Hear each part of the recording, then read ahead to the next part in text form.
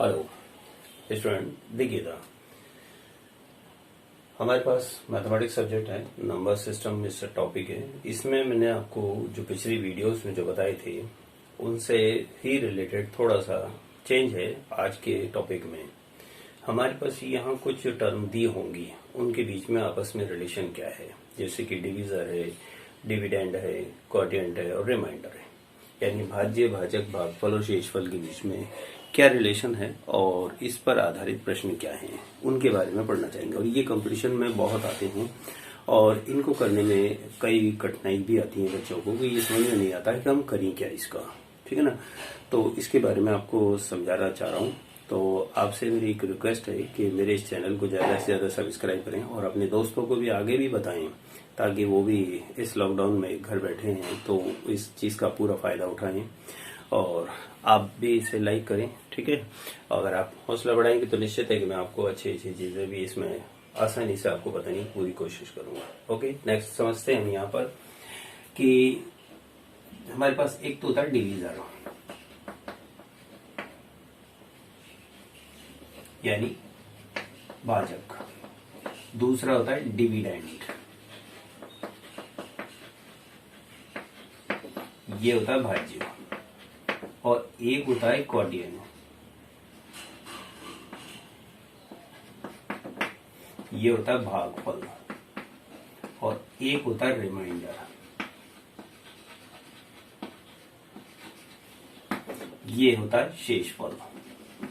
अब हम यहाँ क्या करते हैं कि इनको कुछ संख्या मान लेते हैं कि जैसे मेरे पास में ये संख्या तो है x, ये है y और ये है a और ये है b। तो इनके बीच का जो रिलेशन है ना, वो इस प्रकार से हम शो करते हैं कि यहाँ लिखते हैं भाज्य की संख्या, यहाँ भाजक लिखते हैं, ठीक है, और यहाँ भागफल लिखते हैं और नीचे लिखते हैं शेषफल, ये लिखते हैं, ठीक है ना। अब इसमें से देखिएगा कि ये मैंने मानी है y, ये मान लिया मैंने x, ये मान लिया a और ये मान लिया b। तो आपने पढ़ा होगा, निश्चित है कि y बराबर a इंटू एक्स, y बराबर a into x plus b का रूप हुआ ये, ठीक है, टोटल ये होती है। तो ये तो इनके बीच में एक प्रकार से रिलेशन होता है, ठीक है। तो y is equal to a x plus b का रूप होता है। अब इस पर बेसिक क्वेश्चन क्या है वो तो देखते हैं। एक क्वेश्चन दिया है कि किसी संख्या में, यहां देखिएगा, किसी संख्या में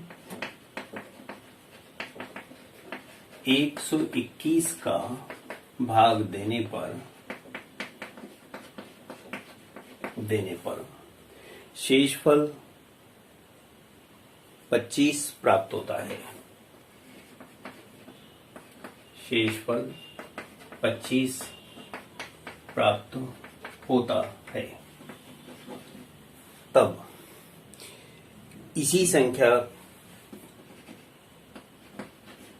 संख्या को 11 से भाग देने पर शेषफल क्या प्राप्त होगा?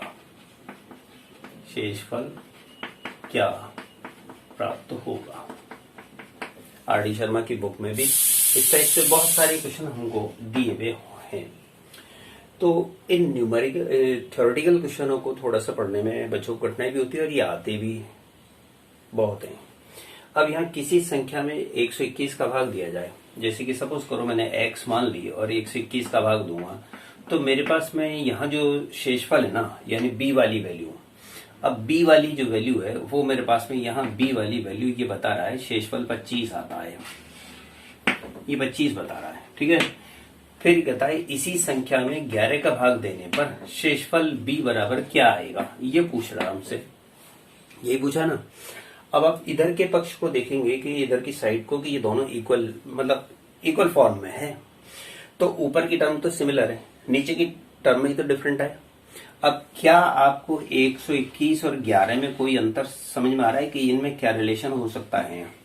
हाँ, 121 11 से डिविजिबल है। कितनी बार? 11 को 11 बार गुणा करोगे तो 121 आ जाता है ना बात समझ में। तो ये अगर डिविजिबल है तो निश्चित है कि अगर 121 में 11 का भाग चला जाता है तो इस जो रिमाइंडर है ना शेषफल, उसमें भी फिर 11 का भाग जाना चाहिए ना, क्योंकि रिमाइंडर यहाँ पर 11 से हमारा बड़ा है। अब अगर इस संख्या के अंदर भाग में रिमाइंडर 25 आता है, यानी शेषफल 25 आता है, तो 25 में भी 11 का भाग दो, क्योंकि 25 ऑलरेडी 11 से बड़ा है। तो यहाँ आप पता लगा लेंगे कि सब 25 में अगर 11 का भाग देते हो तो कितनी बार जाता है, 2 बार चला गया ना। तो 11 दूनी 22, फिर बचे कितने 3, तो 2 सही 3/11, यानी रिमाइंडर कितना माना गया 3। तो यहाँ b की वैल्यू कितना आई, यहाँ b की वैल्यू 3 आ गई, आई ना। तो इसी प्रकार नेक्स्ट क्वेश्चन भी आपको समझा देता हूं कि वो क्या दे रखा है। इसी प्रकार ये क्वेश्चन लिखा है कि किसी संख्या में 899 का, किसी संख्या में 899 का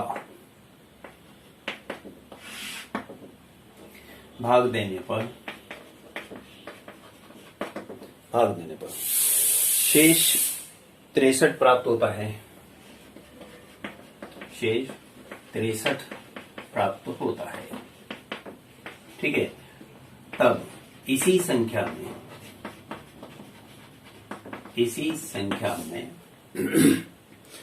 29 का भाग दें, 29 का भाग देने पर शेष क्या प्राप्त होगा, क्या प्राप्त होगा। अब आप समझ गए होंगे कि वो क्वेश्चन और इस क्वेश्चन में क्या है, एक जैसी समानता है, ज्यादा अंतर नहीं है। अब यहां आप ये देखो कि किसी संख्या में, तो आपने मान लिया कि संख्या x है, x में 899 का भाग देते हो तो यहाँ आपको जो शेष है ना, वह शेष कितना प्राप्त हो रहा है, b की वैल्यू 63 आती है। तो इसी संख्या में यानी x में ही 29 का भाग देंगे तो फिर हमें b कितना प्राप्त होगा। इन दोनों पार्टों को देखते हैं तो दोनों एक फॉर्म में दिखाई देते हैं। अब 899 में क्या 29 का पूरा भाग चला जाएगा, यस। तो यहाँ देखो 899 में अगर आप 29 का भाग देते हो तो 3 बार गया 87, फिर 2 बचे 9, 1 29, ठीक है, बचा कुछ नहीं, 31 टाइम्स 31 बार पूरा भाग चला गया। अब आपकी 31 बार भाग चला गया, इसका मतलब ये संख्या 29 से भाज्य है। तो ऊपर की संख्या में अगर मैं 29 का भाग दूंगा तो मेरे पास में यहाँ जो शेषफल पहले जो आ रहा था वो शेषफल भी 29 से डिविजिबल होगा, डेफिनेट है।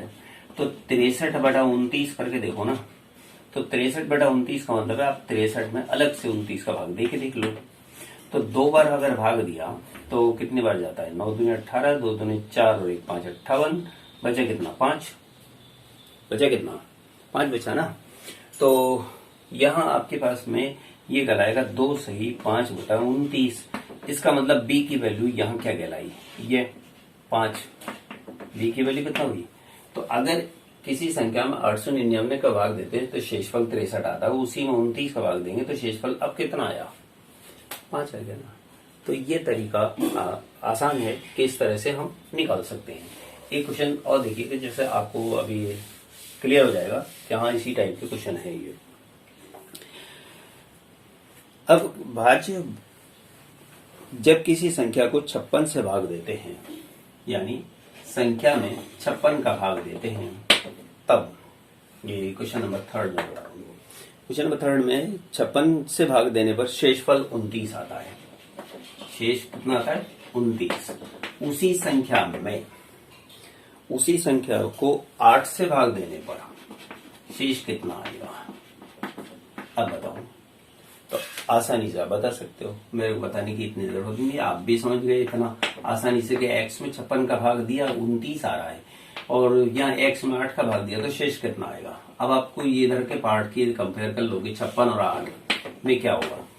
आपके पास में 56 में 8 का भाग दिया तो कितनी बार गया, 7 बार गया ना। तो ठीक है, अब इसमें भाग दे के देख लो। तो इसमें भाग दोगे 29 में, शेष में 8 का भाग दे के देखते हैं तो 8 × 24, 8 × 24, ठीक है। फिर बचे कितने 5,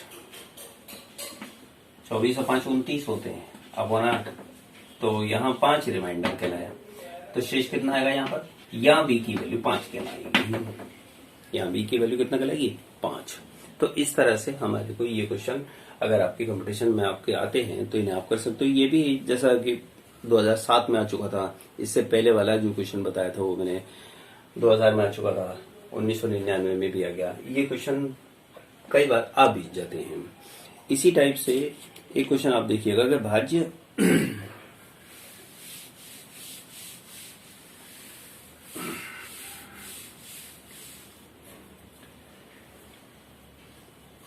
भाजक भागफल का 25 गुना है, भाजक भागफल का 25 गुना है ना, 25 गुना है, और शेषफल का 5 गुना है, और शेषफल का 5 गुना है। कौन? भाजक। यदि भागफल 16 हो तो, यदि भागफल 16 हो तो भाज्य क्या है? भाज्य क्या है? अब आपको मैंने ये बताया कि भाज्य की संख्या जो y होती है, y is equal to ax plus b का रूप है यहाँ पर, ठीक है। यानी भाज्य बराबर हुआ भाजक इंटू भागफल, भाजक इंटू भागफल प्लस शेषफल होता है, यही होता है ना।